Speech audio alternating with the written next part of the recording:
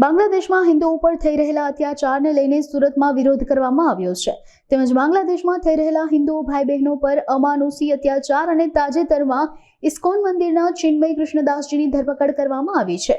વિશ્વ હિન્દુ પરિષદ દ્વારા railway station પાસે બાંગ્લાદેશમાં હિન્દુઓ પર થઈ રહેલા અત્યાચારોના વિરોધમાં તથા ચિન્મય કૃષ્ણદાસજીની મુક્તિ માટે ધરણા પ્રદર્શન કરીને વિરોધ કરવામાં આવ્યો હતો।